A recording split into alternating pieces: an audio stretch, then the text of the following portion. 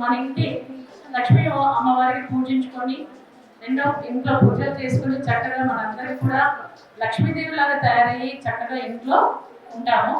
మరి అలాంటిది ఇక్కడ మన కోరిన వారికి కుంగు బంగారమై వరాలు ఇచ్చి మరి అమ్మవారు ముగ్గురు అమ్మల మూల బ్రహ్మ మరి రాజరేశ్వర అమ్మవారి బ్రహ్మోత్సవాలు అంటే మనందరికీ తెలుసు. చుట్టుపక్కల పరిసరాల్లో సికింద్రాబాద్ వాస్తవాలే కాదు, ఇక్కడ స్థిరపడి ఇక్కడ ఉండి మరి వాళ్ళ ఉద్యోగ రీత్యా అనుకోండి, వ్యాపార రీత్యా అనుకోండి, కోట్లు కోట్లే కాదు వందల కోట్లను సంపాదించుకొని వేరే దగ్గర దూర ప్రాంతాల్లో కట్టుకుని ఇల్లు కట్టుకొని అపార్ట్మెంట్ కట్టుకొని ఇళ్ళు కట్టుకున్నప్పటికీ కూడా ఇక్కడ అమ్మవారి మీద ఉన్న భక్తితో ఈ బ్రహ్మోత్సవాలలో మనము అమ్మవారి ఆశీస్సులు తీసుకోవాలి, అమ్మవారి సేవ చేసుకోవాలనే ఉద్దేశంతో మీరందరూ ఇక్కడికి విచ్చేసినటువంటి ప్రతి ఒక్కరికి కూడా పేరు పేరున హృదయపూర్వక ధన్యవాదాలు తెలియజేస్తున్నాను.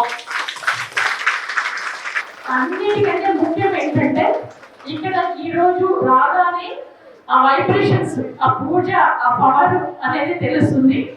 గత 2 సంవత్సరాల నుండి మనకు అనివార్య కారణం వల్ల వారు కొంచెం బిజీ ఉండడం వల్ల లేకపోతే దేవస్థానంలో ఉన్నటువంటి చిన్న పొరపాట్ల వలన ఎలాగో మరి శ్రీనివాస్ శర్మ గారు బృందము వారు 2 years రాలేదు. ఆ లోటు అనేది మా అందరికి తెలిసిపోయింది. మరి మా అందరి కోరికను మన్నించి పుష్పగిరి పీఠానికి ఒక తలమానికమైనటువంటి ఉన్నటువంటి శ్రీనివాస్ శర్మ గారు మనకు అందరికీ పరిచితము. మరి పుష్పగిరి పీఠంలో ఇన్ని పూజలు జరిగి మరి పీఠాధిపతి గారి చేత శ్రీనివాస్ శర్మ గారు ఎక్కడున్నా కూడా ఎంతో బాగా చేస్తారు పూజలు నమ్మకంతో. ఇప్పుడే చెప్తున్నారు అష్టదశ శక్తి పీఠం కూడా మన రమణాచార్య గారు కట్టించినటువంటి శక్తి పీఠంలో కూడా వారికి అప్పచెప్పినట్టుగా మరి అందరూ గట్టిగా ఒకసారి చెప్పడంతో అభినందించండి.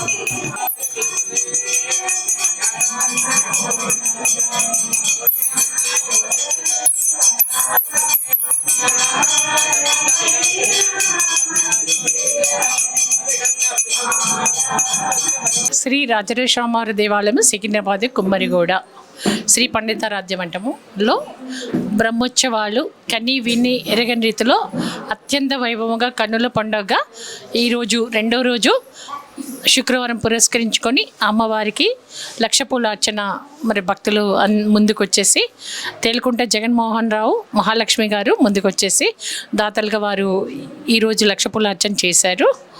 మరి ఇక్కడ అమ్మవారు శ్రీచక్రం పైన శివుడు తోడపైన అమ్మవారు వేంచేసి ఉన్నారు.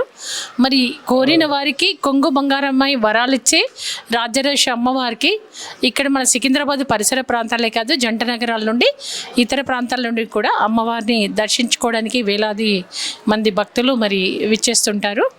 ఏది కోరినా కూడా అమ్మవారు కోరిన వారికి వరాలు ఇచ్చే తల్లి కాబట్టి మహిమగల తల్లి కాబట్టి ఈ అమ్మవారిని ఎప్పుడెప్పుడు దర్శనం చేసుకుంటామా అని చెప్పి దసరా నవరాత్రులు ఎప్పుడు వస్తాయా ఎప్పుడు బ్రహ్మోత్సవాలు వస్తాయని మహిళలందరూ కూడా ఎదురు చూస్తుంటారు. ఈ 3 రోజుల పాటు జరిగే కార్యక్రమంలో మరి పుష్పగిరి పీఠాధిపతి శిష్య బృందమైనటువంటి శ్రీనివాస్ శర్మ గారి ఆధ్వర్యంలో మరి దేవాదాయ శాఖ డెవలప్మెంట్ కమిటీ అయినటువంటి కమిటీ మెంబర్స్ కొత్త వీరలక్ష్మి గారు, ఎస్ఎస్ కుమారి గారు, మరి ప్రభావతి గారు, మరి అట్లాగే సత్సంగ్ కమిటీ ఏదైతే ఉందో మనకు 2006లో గవర్నమెంట్ నుండి మొట్టమొదటిసారి మరి తెలంగాణ రాష్ట్రమే కదా ఆంధ్ర రాష్ట్రం కంబైన్డ్గా ఉన్నప్పుడు దేవాలయము మరి రిజిస్టర్ చేయడం జరిగింది.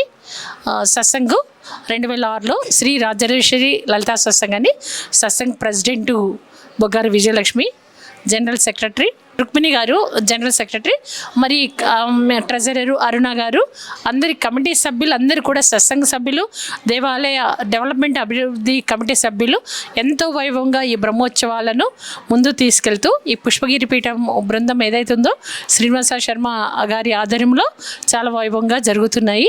ఈరోజు రెండో రోజు మేము ఈ దేవాలయానికి రావడము మా అదృష్టంగా భావిస్తున్నాము. మరి మా శ్రీవారు జ్వాలా సత్యనారాయణ నేను ఈరోజు రెండో రోజు బ్రహ్మోత్సవాలను పురస్కరించుకొని అమ్మవారి దర్శనానికి విచ్చేయడం చాలా సంతోషంగా ఉంది.